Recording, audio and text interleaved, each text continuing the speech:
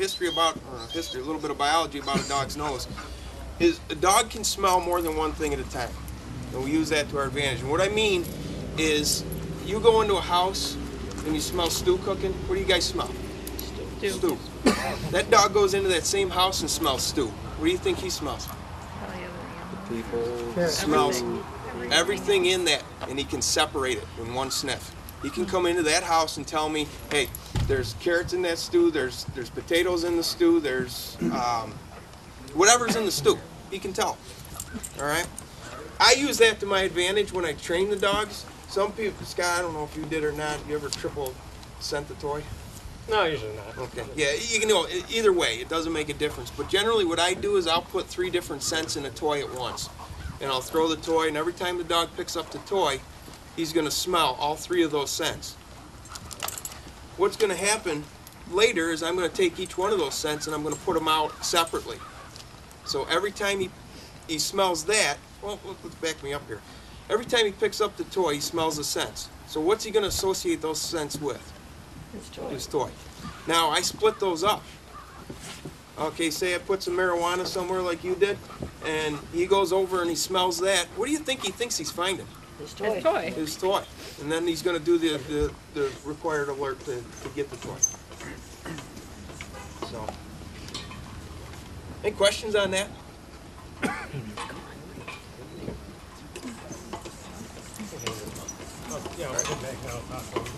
Okay. One of the other things that we do, that's the detector portion, and that works the same way for whether it's a bomb dog, cadaver dog, bad fruit dog, snake dog. Dogs can smell anything. Once you train them on that scent, they'll be able to pick out just about anything. The other thing we have is what we call a patrol dog, and Scott, I think, touched on that a little bit earlier. Patrol dog. When I talk about patrol dog, what I'm talking about is a dog that can basically work on patrol. He's got to do basically what I do. He's going to be trained in area searches. They're trained to go out into the woods, use their nose to find people. They're trained in tracking. They're trained in building searches.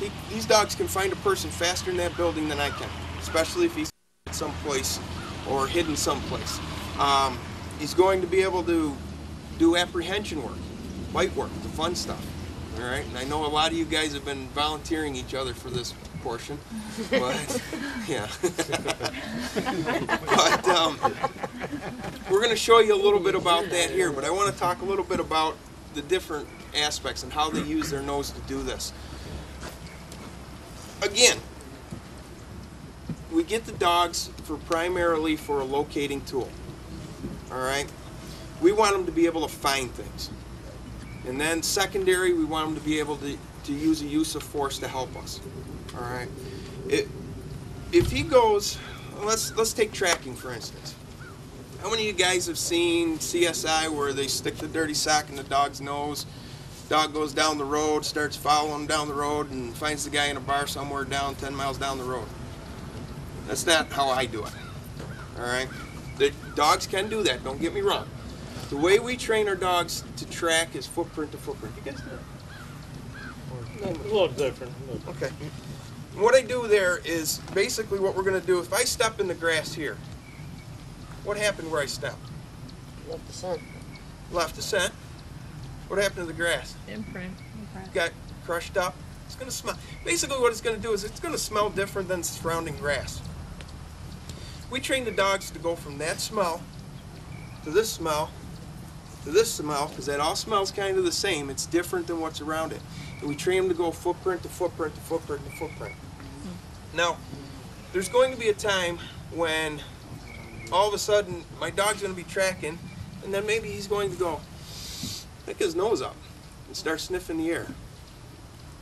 It's what we call air scenting. All right? That's telling me this guy's pretty close. So what we're going to do is I'm going to watch my dog. And I may give out a few warnings, and I may cut the dog loose and say, okay, go find him. All right? How's he going to find him?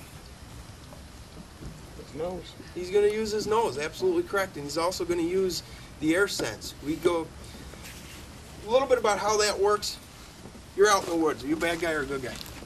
Hopefully a good guy. Okay, you're a bad guy. You're a bad guy. All right? What's going to happen is if the wind's coming off her back, she's going to put out what we call a scent cone.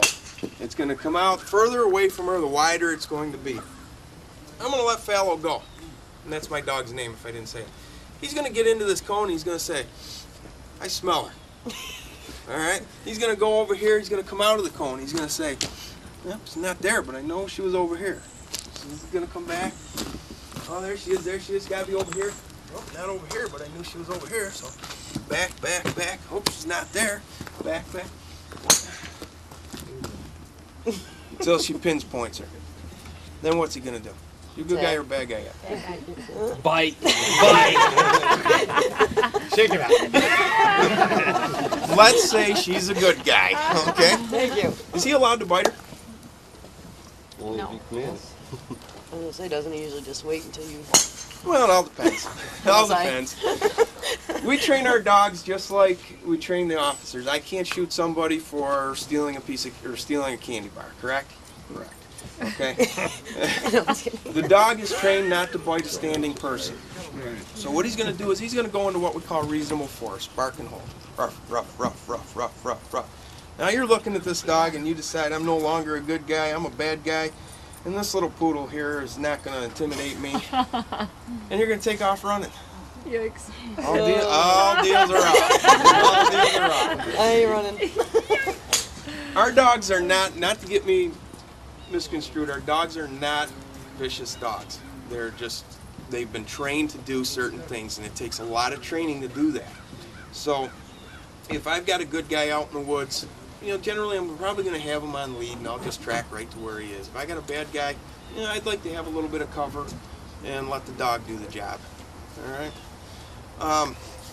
Let me get the dog here, and what we'll do is I'm going to show you a little bit about how the dog bites. I'm going to give you a little demonstration on what the dog can do and why you don't want to get bit,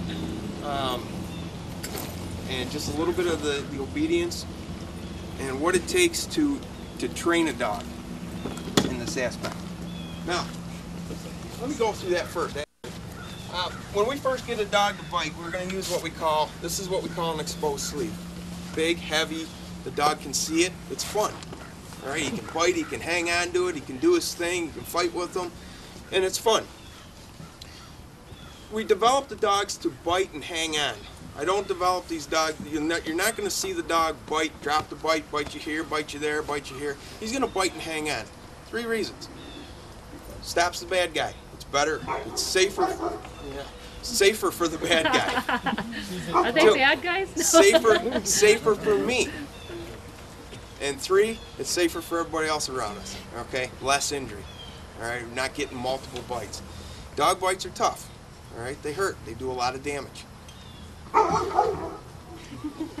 So, what we do is we start out with this. Now, how many bad guys run down the road with one of these on?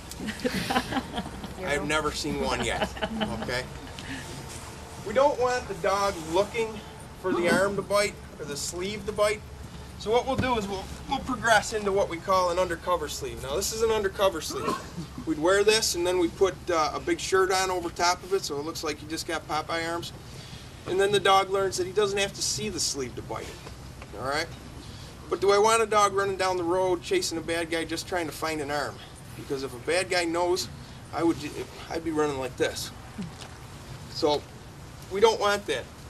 And I didn't bring it, but what we do is we progress on to what they call a bite suit. Anybody see Fear Factor where they send the dogs on the big bite suit? That's what we use. And we teach the dog to bite high up in the back. So it's one of those things that it's safer for me, safer for the dog, safer for everybody. It takes the guy out of the fight. Now you got a 70-pound German Shepherd running at approximately anywhere from 23 to 27 miles an hour, hitting you in the back. Majority of people are going to fall down, so the fight's over. All right. I can't. There's only certain times I can send the dog. All right. I can't send them on just about anything, although I would really love to. Sometimes I would really love to, but I can't. I can only send the dog on certain things, certain felonies, or the dog, or if I'm getting hurt. The dog is trained to protect me, okay?